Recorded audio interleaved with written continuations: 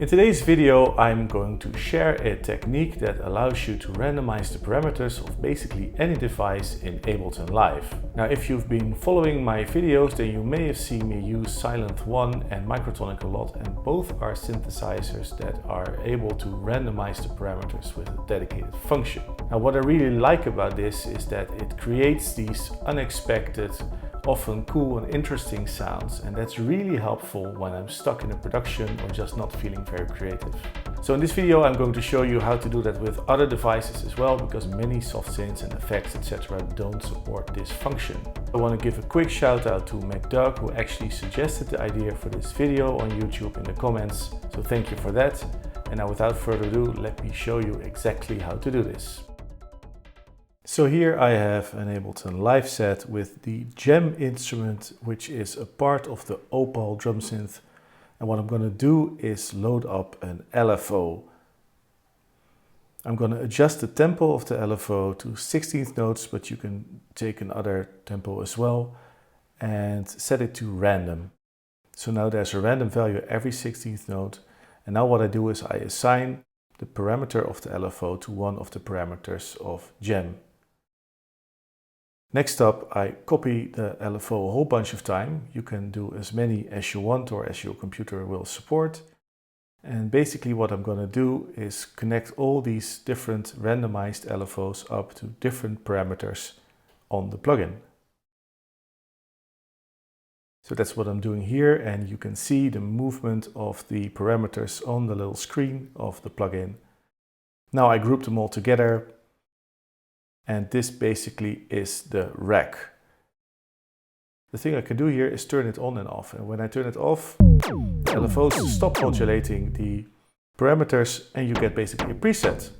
So turning it on and off again will change everything. And in this case, the second one is a charm, and I find this nice kick-like sound.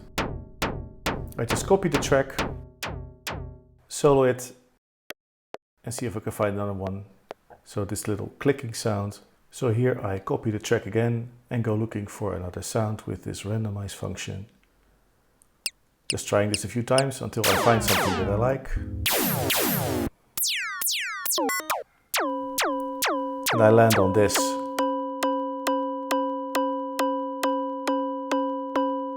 Just losing the envelope a little bit, the pitch envelope. Okay, so I made a sequence for this last sound and added some reverb and a filter. This is what it all sounds together now. These 3 tracks with Gem. And let's move on another new track. And in this case, I'm gonna make a clip. Simple clip here, MIDI clip, and I have the Mask plugin. I already made the rack to randomize everything. Here it is. Turning it on and off again, get this clicky sound, and something else, and something else, just until I find something that I want to use.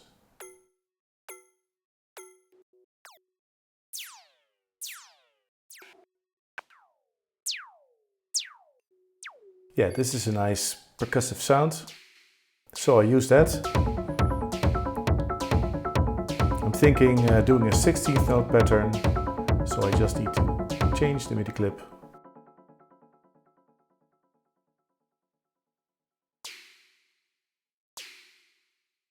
Change the envelope a little bit. Now the interesting thing is here you can move these parameters regardless of the fact that they're connected to the LFO. That's not possible with some other devices, as you will see.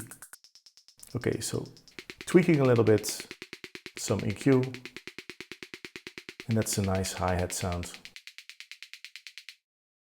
Okay, moving on. New MIDI track, and this time I have a rack with an analog. Here the LFOs are in front of the device, not in the back. These are slightly different LFOs. These are the old live MIDI LFOs, but it doesn't really matter. They look a little bit different, but they have the same functionality as you can see here. And the whole rack works the same way as well.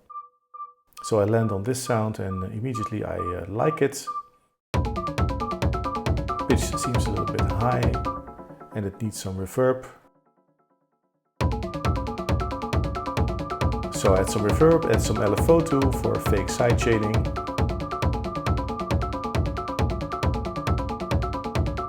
and change the pitch of this sound.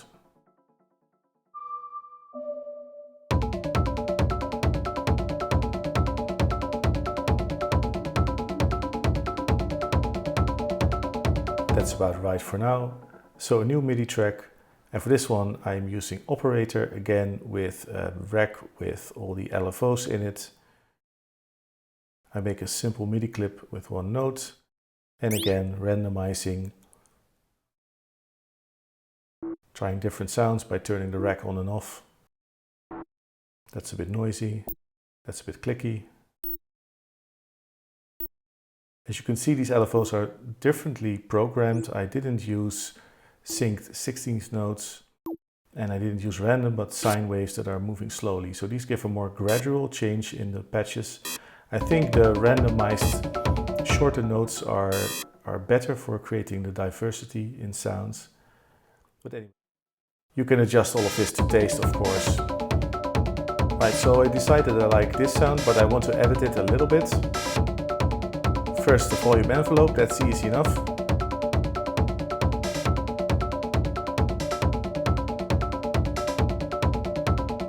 Add some reverb, but I cannot change the filter because it's being controlled by the LFO.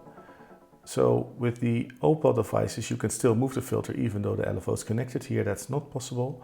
So I need to find the right LFO and actually remove it so it frees up the parameter. At the same time I have to make sure that all the other LFOs are off so I don't inadvertently change the patch. So that's what I've done here.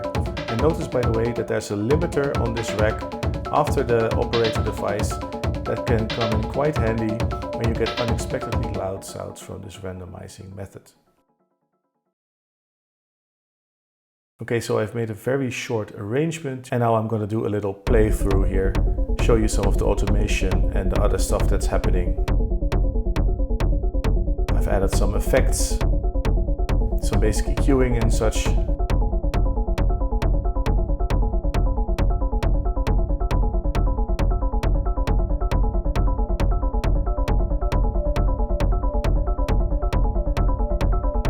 And up next is a short breakdown coming. The hi-hat-like sound and the stab-like sounds are coming in. That's basically the full loop, again with some automation.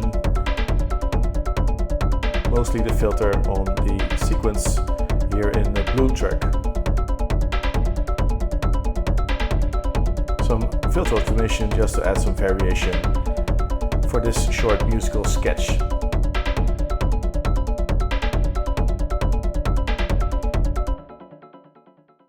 Right, so that's a little track idea done. Now one very important point that I haven't mentioned yet is about saving your Ableton live set. Because what happens if you save the Ableton live set with all these randomly generated patches in it, you close it down and then you open it up again, you will find that all the patches have changed.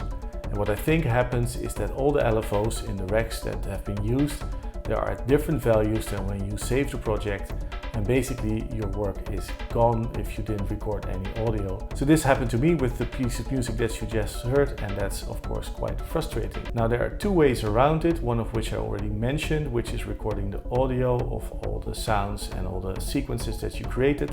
But another way I think is better, which is just deleting the racks with all the LFOs in them as soon as you find a sound or a setting that you like. That way you'll be guaranteed that the settings will still be there on the instrument or the effect that you randomized the next time you open up the project. And it has the added benefit that it frees up the parameters so they can be changed or automated later because they're no longer connected to the LFOs. So just something to keep in mind. And with that we've come to the end of the video. Thank you so much for watching if you've made it this far.